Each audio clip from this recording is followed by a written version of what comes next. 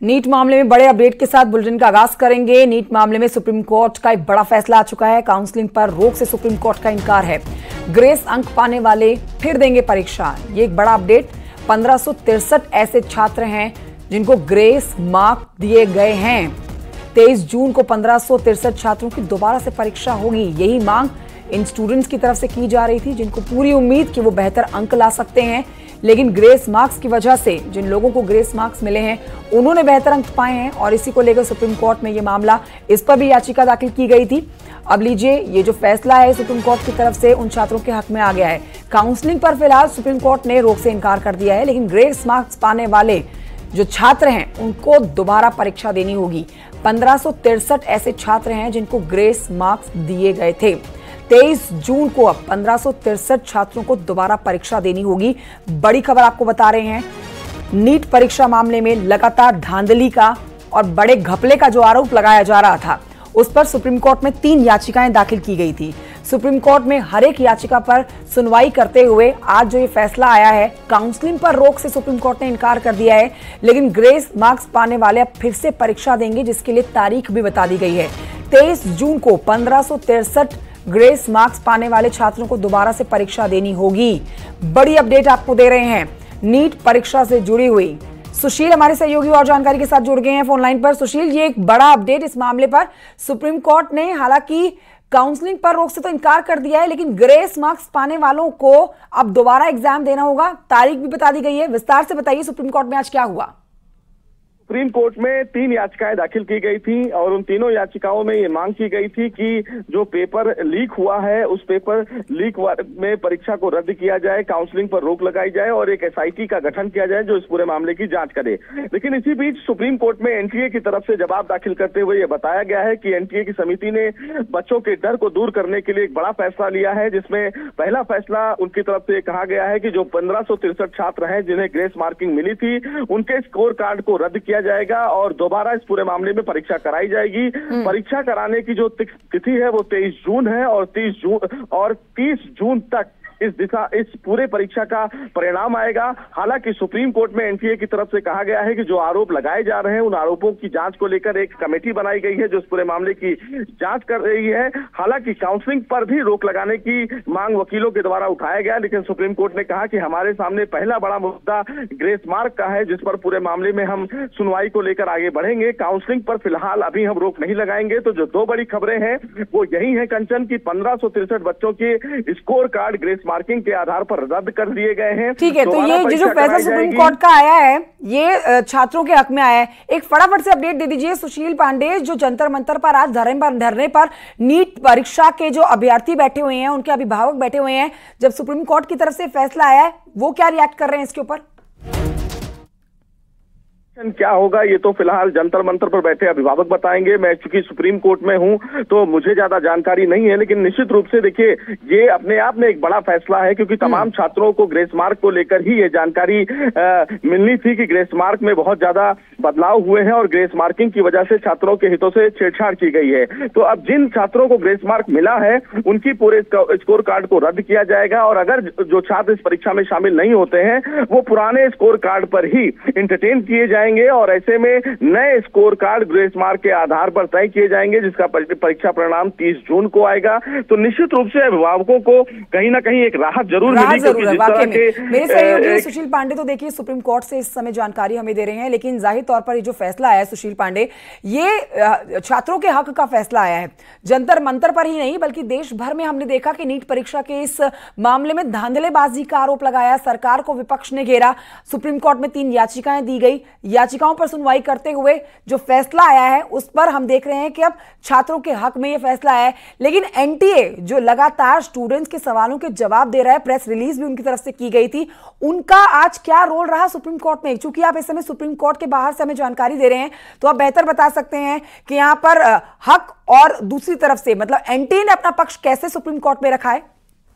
जी देखिए, एनटीए की तरफ से ही ये पक्ष रखा गया है सुप्रीम कोर्ट के समक्ष और ये एनटीए का ही निर्णय लिया गया है। एनटीए ने सुप्रीम कोर्ट में ये जानकारी देते हुए कहा है कि कल इस पूरे मामले में एक बड़ी बैठक हुई और छात्रों का जो डर है उसको दूर करने के लिए एनटीए हर प्रयास कर रहा है और उसी दिशा में 1563 बच्चों के स्कोर कार्ड जिनको ग्रेस मार्क के तहत मिले हैं उनको रद्द किया गया है।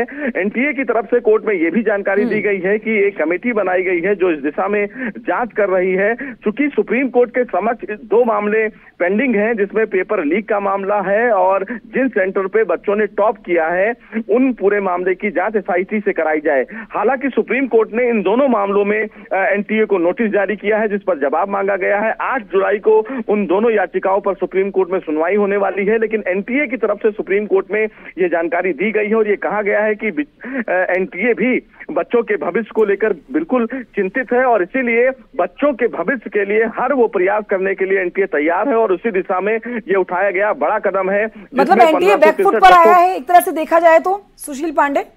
जी बिल्कुल, देखिए साफ तौर से एनटीए की तरफ से उठाया गया ये बड़ा कदम है जिस मामले में ये बड़ा फैसला लिया गया है। कमेटी का गठन किया गया है जिस पूरे मामले की जांच कर रही है और जिस तरह से सुप्रीम कोर्ट ने पिछली बार सुनवाई के दौरान कहा था कि एनटीए की बिल्कुल जवाबदेही बनती है, तो एनटीए की तरफ से एक कदम आगे आकर सुप्रीम कोर्ट के समक्ष तमाम बातें रखी गई हैं। लेकिन जो नोटिस जारी किया गया है पेपर लीक के मामले में और जिन सेंटरों पर बच्चे टॉप किए हैं उस मामले की जांच को लेकर सुप्रीम कोर्ट इस दिशा में आने वाले दिनों में आगे बढ़ेगा कि जिस तरह के आरोप लगाए जा रहे हैं सेंटर्स पर बच्चों को एक ही तरीके के मार्क्स दिए गए हैं, उनके पीछे की वजह क्या है, इन तमाम पहलुओं पर सुप्रीम कोर्ट बाद में विचार करेगा। लेकिन ग्रेस मार्क बच्चों को जो मिला था वो एक बड़ा विषय था सुप्रीम कोर्ट के समक्ष, जिसको लेकर सुप्रीम कोर्ट ने आज तस्वीर साफ की, यानी कि 23 जून को 1563 बच्चों का दोबारा एग्जाम करवाया जाएगा और उस एग्जाम का जो रिजल्ट है वो 30 जून से पहले आएगा।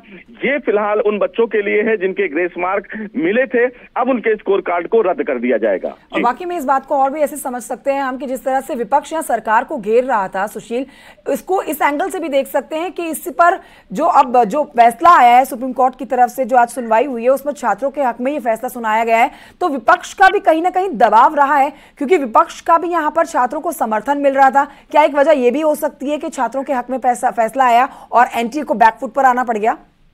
जी देखिए, फिलहाल विपक्ष का कितना दबाव रहा ये फिलहाल कहना मुश्किल होगा, लेकिन जिस तरह से बच्चे फिलहाल सड़कों पर आए और बच्चों के द्वारा तमाम बातें सोशल मीडिया पर रखी गई, निश्चित रूप से एनटीए इस पूरे मामले में दबाव में था और क्योंकि एनटीए को निश्चित रूप से ये लग रहा था कि कथित गड़बड़ियां कुछ जगह जरूर हुई हैं, कुछ सेंटर पर ऐसे दिक्कतें हुई हैं जिनकी वजह से तमाम छात्र जो है वो सड़कों पर हैं और यही वजह रही कि जब मामला देश की सबसे बड़ी अदालत पहुंचा कंचन और अदालत की तरफ से भी एक बड़ी टिप्पणी की गई और ये कहा गया कि परीक्षा की शुचिता के साथ ऐसा लग रहा है कि छेड़छाड़ की गई है, तब एनटीए ज्यादा दबाव में आया क्योंकि निश्चित रूप से देश की सबसे बड़ी अदालत के समक्ष अगर कोई मामला आता है तो कहीं ना कहीं जो भी एजेंसी हो वो दबाव में होगी क्योंकि उसके समक्ष उनको अपना ऑन रिकॉर्ड बात रखना होता है और इसी वजह से एनटीए ने इस पूरे मामले में आनंद पानंद में फैसला लेते हुए बड़ा आदेश दिया। क्योंकि आप सुप्रीम कोर्ट के बाहर से मौजूद हैं, देखिए 23 जून को परीक्षा कराई जानी है, बहुत कम समय रह गया है 23 जून को परीक्षा कराए जाने को लेकर, इसके लिए कोई स्पेसिफिक गाइडलाइन दी है सुप्रीम कोर्ट ने?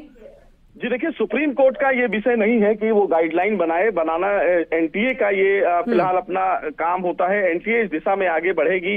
अब एनटीए किस तरह से 23 जून को परीक्षा कराती है, परीक्षा आयोजित कराती है, ये उसका अपना विवेकाधिकार है कंचन। बहुत शुक्रिया आपका सुशील पांडे जानकारी के लिए। तो हमारे सहयोगी ने विस्तृत जानकारी दी है। देखिए 3 याचिकाएं जो सुप्रीम कोर्ट में दाखिल की गई थी, तीनों पर हर एंगल से सुनवाई की गई है और जो फैसला निकल कर आया है, ये देश में जो आज लाखों छात्र जो सड़कों पर मौजूद हैं, जंतर मंतर पर धरना दे रहे हैं, उनके हक में ये फैसला आया है। उनके हक में सुप्रीम कोर्ट ने फैसला सुनाया और 1563 छात्रों को अब 23 जून को परीक्षा देनी होगी।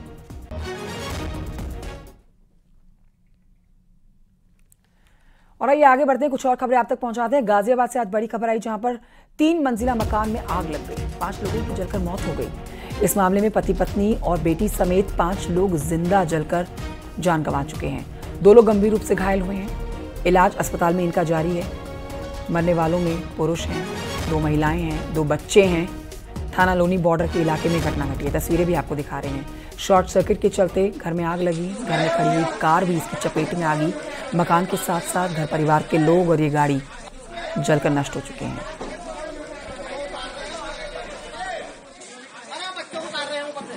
पानी मारो,